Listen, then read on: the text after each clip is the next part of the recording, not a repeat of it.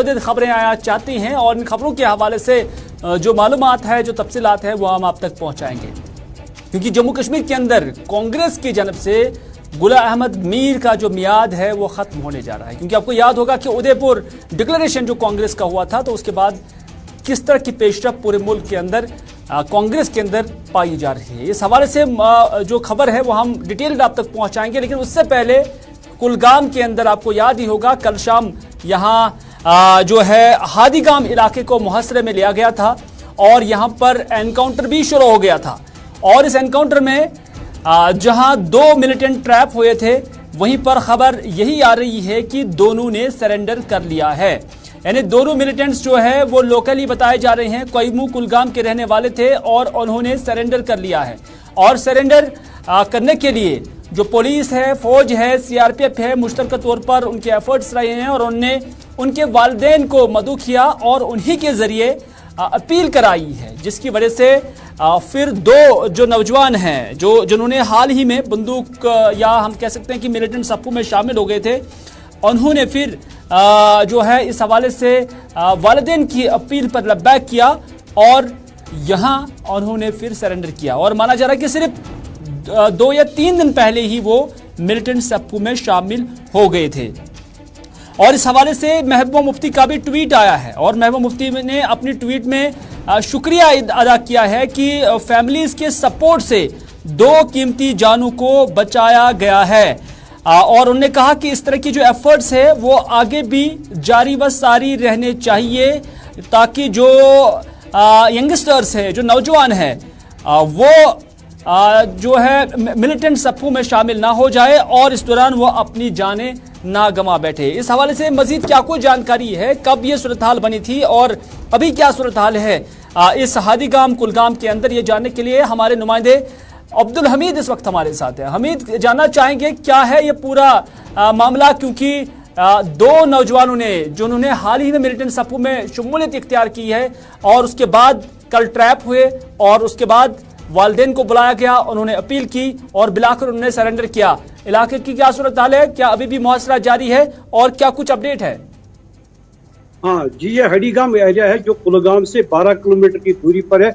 शबाना वहाँ पे घेराव किया गया और वहाँ पे आर्मी को ये इत्तला थी कि कई मिलिटेंट इस गांव में छुपे हुए हैं और उन्होंने उसका घेराव कर दिया। जहाँ पे मिलिटेंट छुप करते, जब फौज वहां पर पहुंची तो वहाँ पे उन पे अटैक हो गया और उन्होंने वहाँ पे पोजीशन संभाली और पोजीशन संभालते हुए फौज ने रात भर वहाँ पे घेराव रखा और रात भर वो उनको अपील करते रहे कि आप सरेंडर कीजिए, मगर उन्होंने उनकी उस सरेंडर पॉलिसी को नकारा है। जब सुबह सवेरा हुआ तो उनके फैमिलीज को बुलाया गया, फैमिलीज की अपील पर उन दोनों ने वहां पे सरेंडर कर दिया और फौज ने भी उनको काफी सराहा और जो फैमिली है उन्होंने भी फौज का शुक्रिया अदा किया कि उनके बच्चों की जान बच गई। इनका ताल्लुक जो कोयमू से बताया जा रहा है और उनका नाम नदीम मीर और कफील मीर जो कोयमू के रहने वाले हैं, उनके ये नाम सामने आए हैं और पुलिस ने भी ट्वीट करके ये खबर दे दी है कि दोनों ने सरेंडर किया। जी हमीद, जानना चाहेंगे कौन सी मिलिटेंट तंजीम में इनकी शमूलियत हो गई थी और अब आज उन्होंने सरेंडर कर लिया? तो ये इनका जो ताल्लुक है ये लश्कर तैयबा से बताया जा रहा है कि कुछ ही दिन कबल इन्होंने मिलिटेंट रैंक उसमें शामिल हुए थे और अभी ये स्टूडेंट से ये पढ़ने वाले बच्चे हैं, उनकी फैमिलीज की अपील पे जब वहाँ पे फैमिली उनकी पहुंची, उसकी माँ पहुंची, उसको दूसरे का बाप वहाँ पे पहुंचा और उन्होंने रो के उनसे अपील की है, तो उन्होंने उस अपील को सराहते हुए सामने आ गए और फौज ने उनको वहाँ पे अपने साथ ले लिया और मजीद इसमें जो मिलिटेंट से इन्हें शामिल किया गया उस बारे में बताया जा रहा है कि कई और गिरफ्तारियां हो सकती है कि जिन्होंने इनको मिलिटेंट रैंक्स में शामिल होने के लिए तैयार किया है। आखिर पर हमीद, जानना चाहेंगे क्योंकि इन दोनों की शमूलियत हो गई थी जैसा कि पुलिस ने भी दावा किया है, और उसके बाद क्या इनके कब्जे से कोई हथियार भी बरामद हुआ है और साथ ही साथ इलाके के अंदर क्या अभी मुहासरा खत्म हो चुका है या कि अभी भी तलाशी कार्रवाई जारी है? नहीं, मुहासरा जो है वो खत्म हो गया है। जब उन्होंने सरेंडर किया उसके बाद मुहासरा तो वहां से खत्म हो गया और 2 पिस्टल जो हमें जराये से मालूम हुआ है कि 2 पिस्टल इनके कब्जे से बरामद हुआ है। जहाँ पे फौज ने काफी दावा किया कि काफी गोला बारूद इनके कब्जे से पाया गया है, मगर अभी जो सोर्सेज से पता चला है कि 2 पिस्टल इनके पास थे जो वहां पे उन्होंने सरेंडर उसके साथ सरेंडर किया है। बहुत बहुत शुक्रिया अब्दुल हमीद पूरी जानकारी देने के लिए। हमारे नुमाइंदे कुलगाम से अब्दुल हमीद हमें अपडेट कर रहे थे इसी खबर के हवाले से, जिसमें महबूबा मुफ्ती ने भी कहा है कि ऐसे मिलिटेंट्स को जो यंगस्टर्स हैं उन्हें जो है दोबारा जिंदगी जीने का चांस जो है वो दिया जाना चाहिए। और यहाँ पर पुलिस की जानिब से भी बिल्कुल उसी तरह से जो है पॉलिसी अपनाई गई है और मौका दिया गया है। पेरेंट्स को जब लाया गया था और उनकी अपील पर इन दोनों मिलिटेंटों ने फिर सरेंडर किया है। और ये भी खबर है कि कुछ ही दिन पहले ये मिलिटेंट सप्पू में शामिल हो गए थे और ये भी बताया जा रहा है कि इनकी एज जो है वो काफ़ी कम है और साथ ही साथ अभी टीनेजर ही हैं और पढ़ाई भी अपनी जो है वो जारी रखे हुए थे।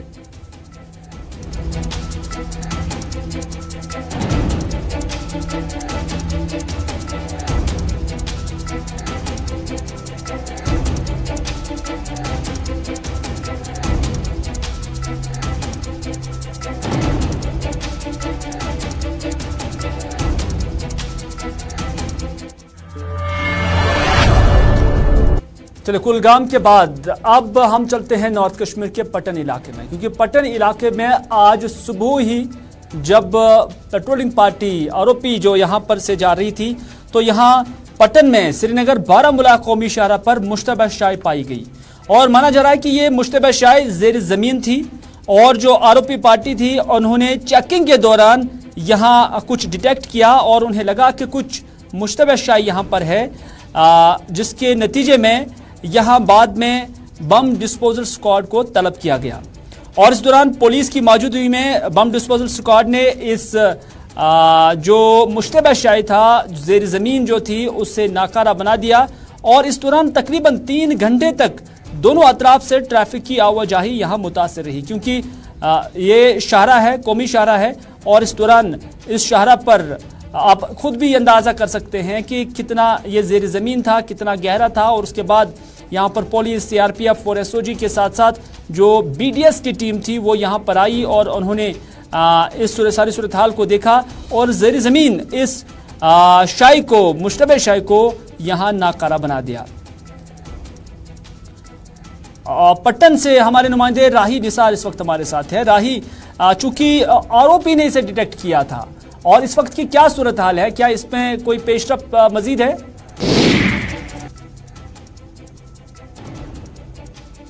यहाँ पे खबर आई थी कि नेशनल हाईवे के किनारे पे यहाँ पे मुश्तबह शाही बरामद हुई है, जो यहाँ पे रूटीन में चेकिंग करते हैं। तो उसके बाद यहाँ पे बीडीएस को बुलाया गया और यहाँ पे ट्रैफिक बंद कर दिया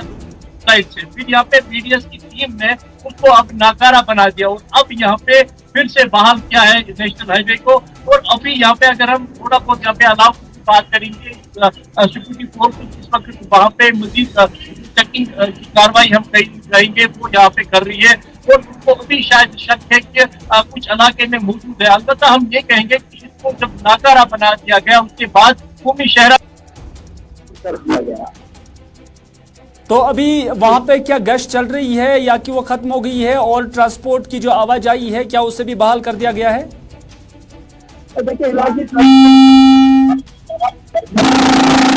होगा कि अभी सिक्योरिटी फोर्स यहाँ पे गाड़ियों की सर्च ऑपरेशन के साथ साथ जो वो इलाका वहाँ पे है अभी वहाँ पे ऐसे ही टाइट रखा गया है, क्योंकि तो बस हम ये कहेंगे कि ये वो कौमी शहर है जहाँ पे दिन भर प्राणवायु का यहाँ पे जो गुजर होता है वो इसी शहरा से होता है। और ये बिल्कुल उस पार्ट पे लगाई गई थी जो हम ये कहेंगे कि नेशनल हाईवे के बिल्कुल किनारे पे इसको जमीन के नीचे रखा गया था। और अगर इसको अब यहाँ पे कर दिया गया है पर शायद सर्विस में है कि जिन्होंने ये यहाँ पे नस्ब की गई थी शायद इस इलाके में अभी है। तो यहाँ पे हम ये कहेंगे कि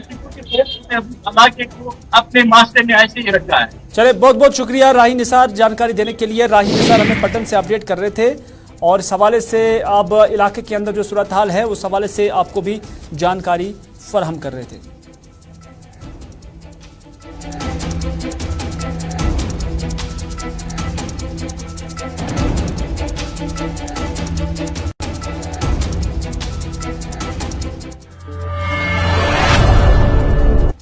नाज़रीन, अगली खबर में बात करते हैं जम्मू कश्मीर कांग्रेस पार्टी की, क्योंकि गुलाम अहमद मीर लगभग पिछले 7 साल से कांग्रेस के अंदर बतौर सदर काम कर रहे हैं। लेकिन हाल ही में मई के महीने में जो उदयपुर के अंदर कांग्रेस का एक डिक्लेरेशन हुआ है, जिसमें यह तय पाया गया है कि मुल्क के किसी भी इलाके में, मुल्क के किसी भी यूटी या स्टेट के अंदर कांग्रेस का कोई भी प्रभारी, सदर, जनरल सेक्रेटरी या इस नवियत की किसी बॉडी का जो है इख्तियार या पोस्ट 5 साल से जायद वक्त के लिए नहीं रख सकता। यानी 5 साल से कम मुद्दत होगी किसी भी फर्द का जो कार्यकाल होगा, ये कांग्रेस ने डिक्लेरेशन में तय किया है। लेकिन जब हम जम्मू कश्मीर के विज़ाविज़ से देखते हैं तो जम्मू कश्मीर के अंदर कांग्रेस के जो मौजूदा सदर है गुलाम अहमद मीर, उन्होंने पहले ही 7 साल जो है ये काम किया है, इस पद पे रहे हैं, इस ओहदे पर रहे हैं। तो इस तरह से इस डिक्लेरेशन के तहत उन्हें अब जो है सुबुकदोश होना पड़ेगा इस ओहदे से। लेकिन वकार रसूल वानी, जिनका ताल्लुक बानिहाल से है, कांग्रेस के बड़े लीडरान में शामिल भी है, उनका नाम अब जेर बहस आ रहा है और माना जा रहा है कि जम्मू कश्मीर के अंदर मुमकिन तौर पर कांग्रेस की जो कमान है वो वकार रसूल वानी ही संभालेंगे। लेकिन वकार रसूल वानी के लिए ये ओहदा हासिल करना कोई आसान बात नहीं होगी, क्योंकि कांग्रेस के अंदर जब जम्मू कश्मीर के अंदर देखते हैं तो बड़े चेहरे आज भी शामिल हैं और इन बड़े चेहरों में जीएम सुरूरी भी है, इन बड़े चेहरों में पीरज़ादा मोहम्मद सईद भी है, इन बड़े चेहरों में तारिक हमीद कर्राब भी हैं,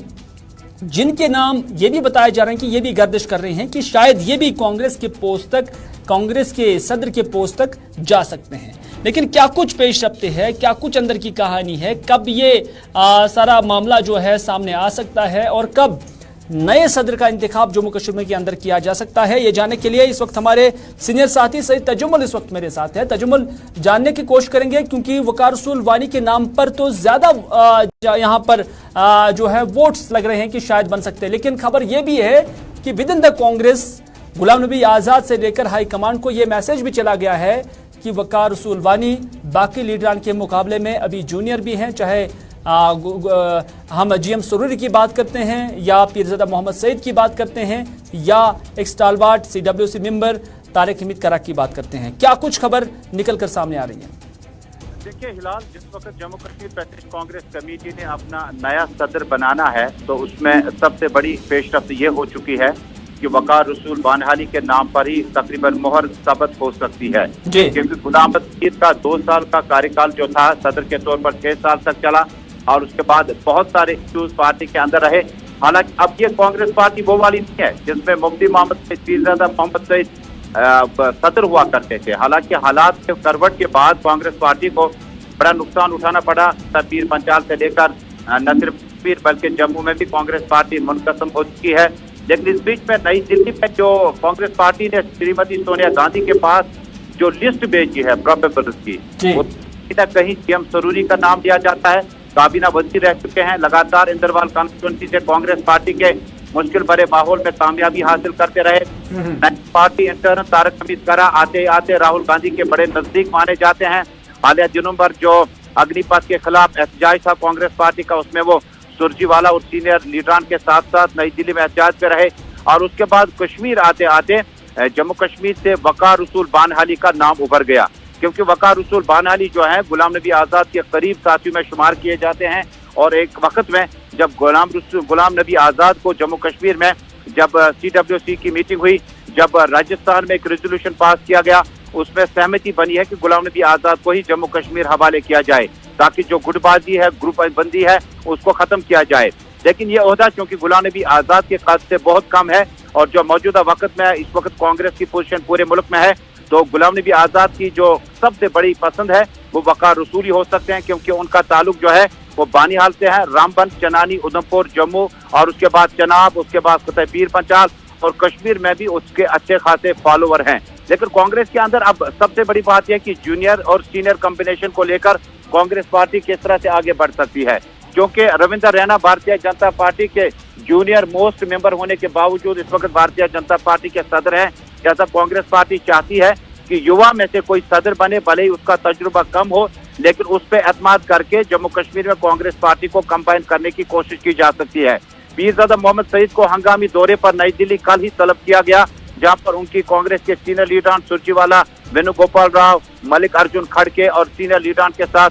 मुलाकातों का सिलसिला भी चला, क्योंकि उनकी सेहत और उनका जो तजुर्बा है, और वो चूंकि पीसीसी प्रेसिडेंट रह चुके हैं, जेकेपीसीसी प्रेसिडेंट रह चुके हैं, लिहाजा सहमति अब ये बन रही है दो नामों पर, या तो पीरजादा मोहम्मद सईद दोबारा इस पोजीशन के लिए खड़ा किया जाए ताकि वो कांग्रेस पार्टी को इकट्ठा करने में अपना रोल अदा करे, लेकिन तकरीबन 60-40 के परसेंटेज से इस वक्त कांग्रेस पार्टी जो अपना रोल बना चुकी है, सहमति बना चुकी है, उसमें वकार रसूल ही सबसे आगे हैं। रसूल ही सबसे आगे है, लेकिन तजुर्बन ये भी खबर आ रही है कि कांग्रेस के अंदर चूंकि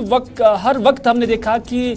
एक और गुट जो है वो रहता है जो बिल्कुल मौजूदा गुट के बिल्कुल मुखालिफ रहे हैं, लेकिन यहाँ पर भी माना जा रहा है कि वकार रसूल के खिलाफ जब उसका नाम तजवीज़ किया गया है या फॉरवर्ड किया गया है, तो एक ग्रुप ऐसा भी है जो उनके खिलाफ चला जा रहा है, जिनका मानना है कि वकार रसूल वानी की जो सीनियरिटी है वो दीगर लीडरान के मुकाबले में बहुत कम है, तो इस वजह से वो क्विट भी कर सकते हैं अगर वकार रसूल वानी को यहाँ पर सदर बनाया गया है। कांग्रेस पार्टी चूंकि कौमी पार्टी है और इसका दायरा जो है 10 जनपद से शुरू होता है, और उसके बाद जो उदयपुर में रेजोल्यूशन लाया गया, कांग्रेस पार्टी ने कोशिश की कि जम्मू कश्मीर में, हालांकि एक ग्रुप ऐसा भी था जो गुलाम अहमद मीर के बड़े करीब था, एक ग्रुप ऐसा भी था जो चाहता था कि गुलाम अहमद मीर का जो कार्यकाल है वो पूरा हो चुका है, अब नया प्रेसिडेंट बनाना बड़ा नागुज़ीर बन चुका है। मौजूदा वक्त में अब से कुछ देर पहले कुछ कांग्रेस के लीडरान हैं जिनका रेजोल्यूशन और जिनका डिस्कशन ये है कि senior most politician Congress party के जो रहे हों, जिन्हें काबीना का भी तजुर्बा हो, बाकी चीज़ों का भी तजुर्बा हो, उन्हें मौका दिया जाए, क्योंकि जम्मू कश्मीर एक हसास रियासत है, यहाँ पर तजुर्बा भी चाहिए और एक नाम भी चाहिए जिससे कांग्रेस पार्टी को आगे बढ़ाने में मदद मिलेगी। क्योंकि मैंने पहले भी कहा कि जब भारतीय जनता पार्टी मुल्क की इस वक्त की सबसे बड़ी पार्टी जो मानी जाती है, उसमें रविंद्र रैना जो है वो वकार रसूल के बैच का ही है, लिहाजा ये भी एक कंसेंसस बनाने की कोशिश की जाती है कि जिस कांग्रेस लीडर ने असेंबली में तकरीबन 5 से 6 साल दिए हों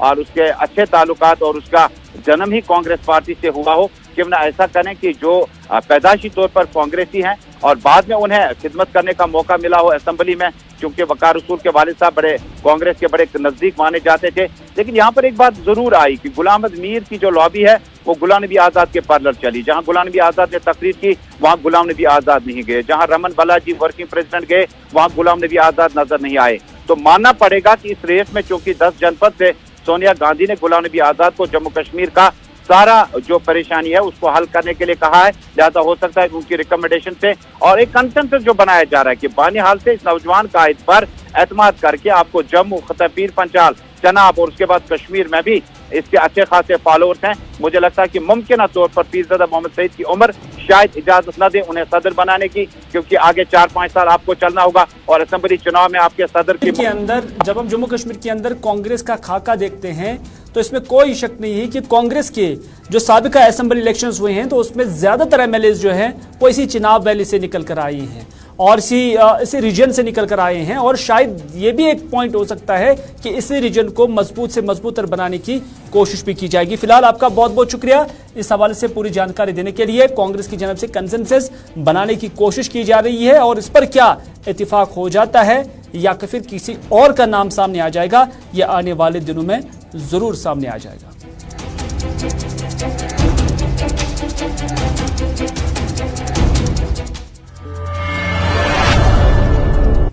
नाज़रीन, आपको याद ही होगा कि हाल ही में महकमा तालीम की जानब से कश्मीर सूबे के अंदर गरमाई तातीलात का ऐलान किया गया। 4 तारीख से गालिबन, अगर मेरी यादाश्त सही है तो 4 तारीख से ये छुट्टियां कश्मीर के अंदर स्कूल्स के अंदर मनाई जा रही हैं। लेकिन यहाँ ऐसी सूरत हाल है कि यहाँ अव्वल दर्जे का जो बच्चा है वो घर में बैठा हुआ है, लेकिन जो प्रिपरेटरी स्कूल्स हैं वो चल रहे हैं। अगर गर्मी है और अगर इस गर्मी के नतीजे में अव्वल से लेकर 8वीं दर्जे के बच्चे के लिए ये गर्मी जो है बेहतर नहीं हो सकती है, ये मुज़र साबित हो सकती है, तो क्या ये प्रिपरेटरी स्कूल के अंदर पढ़ने वाले बच्चों के लिए मुज़र साबित नहीं हो सकती है, डेंजरस साबित नहीं हो सकती है? अगर हो सकती है तो फिर सरकार के नाक तले ये प्रिपरेटरी स्कूल्स कैसे चल रहे हैं? हमें यकीन है और हम ये जानते भी हैं कि ये प्रिपरेटरी स्कूल्स जो है अभी किसी दायरे में या कोई नोडल एजेंसी इनकी नहीं है और उनको कोई देखने वाला नहीं है,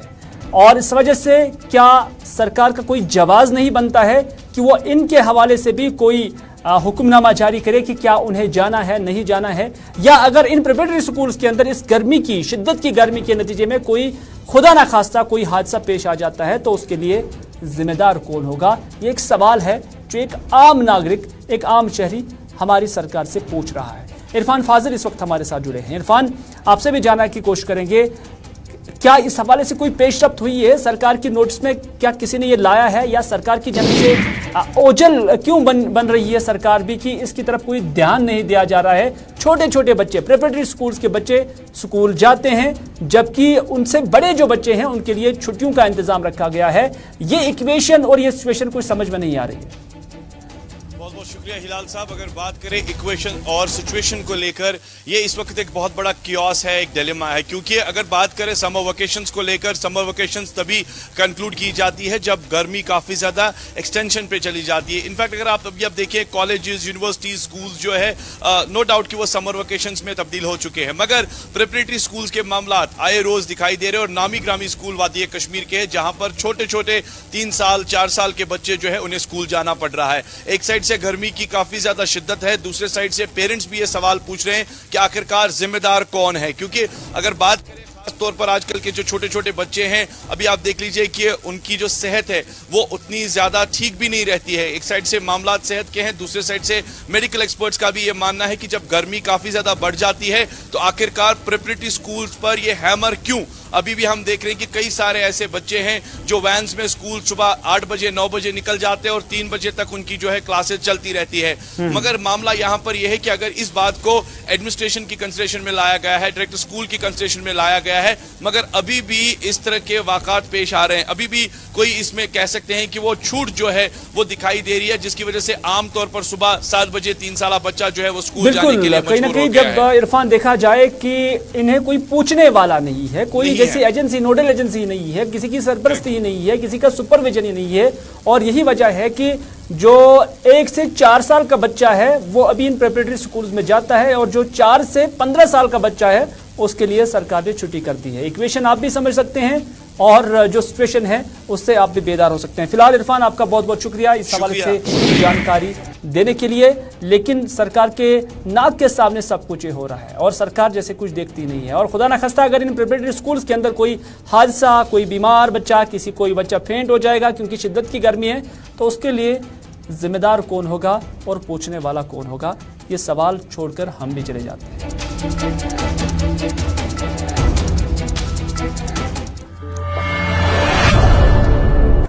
तो नाज़रीन, था अभी तक का उर्दू खबरनामा। इसी के साथ ही अपने मेज़बान मीर हिलाल हाजिरी को यह उर्दू खबरनामा यहीं पर इख्तिताम करने की इजाज़त, इस वादे के साथ कि अगर ज़िंदगी रही तो आपसे